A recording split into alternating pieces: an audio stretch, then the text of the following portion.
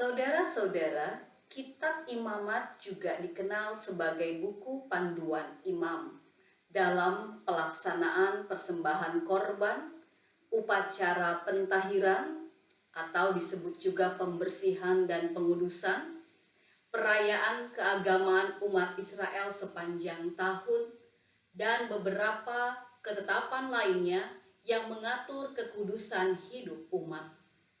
Kasih Allah kepada umat Israel melalui peristiwa keluaran dari Mesir melandasi pelaksanaan ritual upacara keagamaan itu dan berbagai ketentuan lain yang ada. Umat yang setia melakukan hukum, ketetapan dan perintah Allah akan mengalami kehidupan yang baik. Jika tidak, maka mereka mengalami penderitaan bahkan binasa.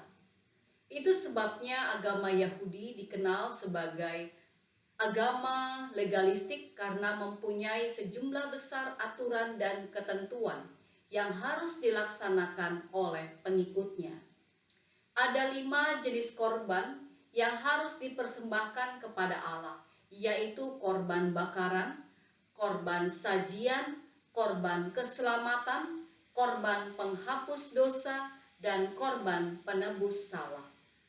Peraturan itu diyakini berasal dari Tuhan yang disampaikannya melalui Musa agar dilakukan oleh umat Israel dengan setia. Di dalam bacaan kita, Tuhan memanggil Musa ke dalam kemah pertemuan dan menugaskannya untuk mengajarkan umat Israel pada saat mereka akan mempersembahkan korban bakaran. Korban itu adalah hewan ternak seperti lembu sapi dan kambing domba. Jikalau yang mempersembahkan korban itu berasal dari keluarga kurang mampu, maka hewan yang dipersembahkan adalah seekor tekukur atau merpati. Jenis hewan yang dipersembahkan itu disusun menurut tingkat ekonomi yang dimiliki umat. Lembu sapi adalah hewan yang paling mahal setelah kambing domba, apalagi burung tekukur atau merpati.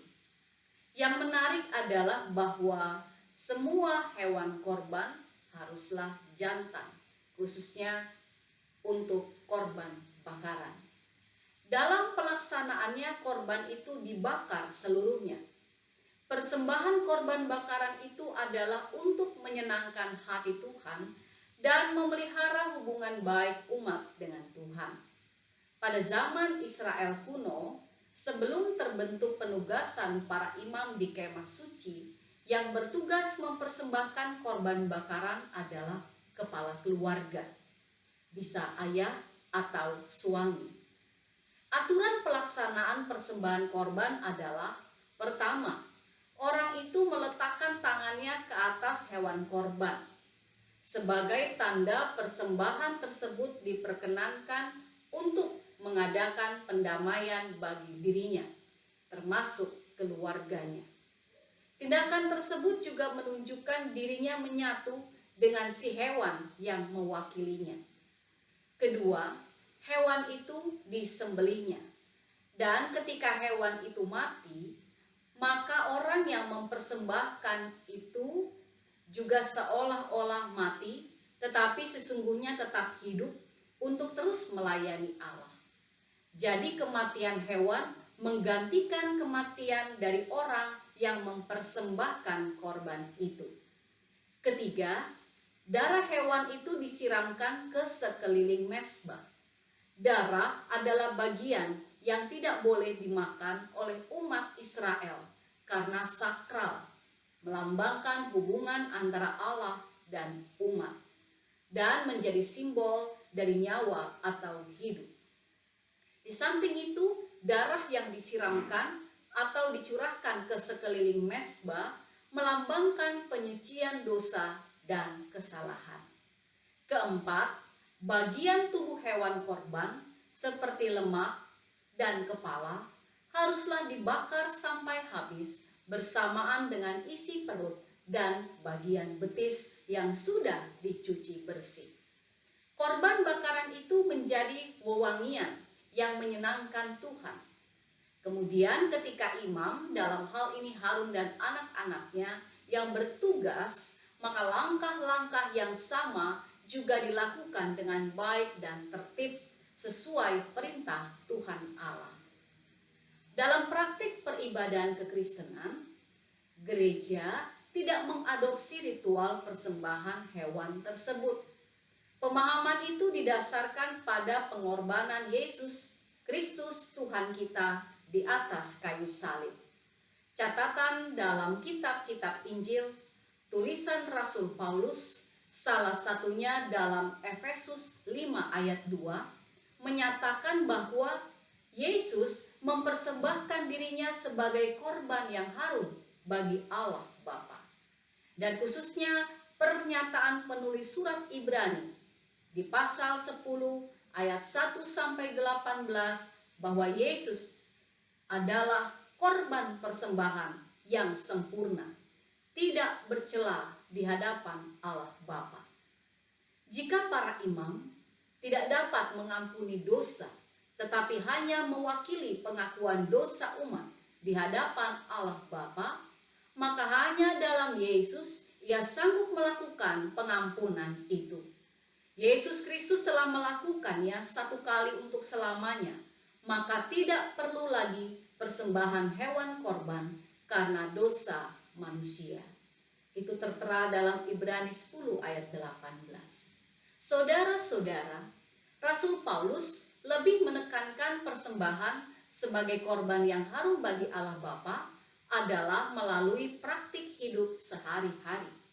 Sikap perbuatan yang baik sesuai kehendak Allah Bapa seperti mengasihi, mengampuni, memberi tumpangan, saling berbagi, saling mendoakan, saling peduli, membawa damai sejahtera, dan berbagai kebajikan lainnya merupakan korban yang harum bagi Dia.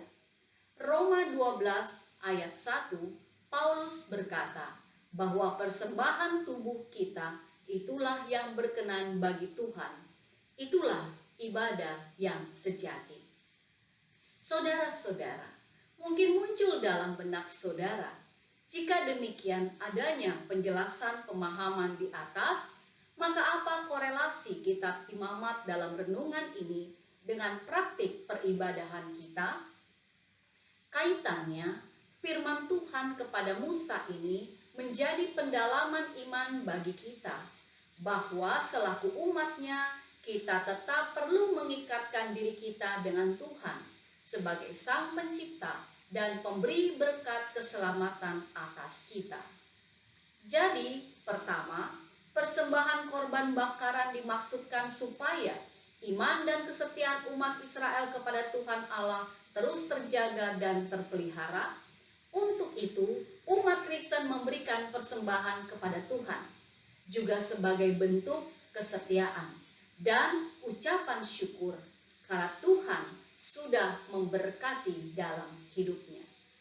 Tuhan telah berkenan menjaga nyawa kita, melindungi dari mara bahaya, memberikan pekerjaan, memberikan kebutuhan material, memenuhi diri kita dengan damai dan sukacita, menganugerahkan kesehatan dan umur panjang, memelihara seluruh kehidupan kita sehingga kita selamat, khususnya di tengah pandemi virus corona ini. Kedua, ada tata cara yang Tuhan tetapkan bagi umat saat memberikan korban persembahan. Ada bagian yang merupakan hak Tuhan yang harus dipersembahkan hanya kepadanya, yaitu dibakar habis. Suatu bagian yang terbaik. Tuhan menginginkan umat memberikan persembahan bukan asal-asalan, bukan sedikit atau banyak, tetapi yang terbaik sesuai apa yang dimiliki umatnya. Lewat ketetapan Tuhan kepada Musa, maka kita dapat melihat bahwa Tuhan menyukai ketertiban, keteraturan, dan kejujuran umatnya dalam mempersembahkan sesuatu kepadanya. pada saat ini memberikan korban dan persembahan kepada Tuhan bisa dalam beragam bentuk, dalam rupa material seperti uang dan harta benda, ataupun non-material seperti sikap perbuatan yang baik. Saudara-saudara, sejak kekristenan merebak ke berbagai penjuru dunia sebagai dampak dari pemberitaan Injil para rasul Kristus, semakin banyak orang Kristen yang terus-menerus memberikan persembahan kepada Tuhan, baik dalam bentuk uang persembahan untuk menunjang pekabaran Injil maupun untuk menyokong orang-orang Kristen yang teraniaya akibat imannya, atau membantu mereka yang prasejahtera agar mengalami kesejahteraan hidup. Bahkan banyak yang mengorbankan dirinya atau nyawanya menjadi martir demi mengikut Tuhan Yesus. Mereka mempersembahkan diri, nyawa mereka buat Tuhan, karena percaya dalam Dia ada hidup kekal yang berkelimpahan. Saudara-saudaraku, marilah kita persembahkan hidup kita, diri kita, uang kita, waktu kita, tenaga kita, atau apapun yang kita miliki kepada Tuhan Yesus. Itu adalah tugas tanggung jawab kita sebagai umat kepunyaan Allah. Mempersembahkan apa yang terbaik kepada Dia berarti kita memelihara hubungan pendamaian yang berkenan bagi Tuhan kita, Yesus Kristus. Amin.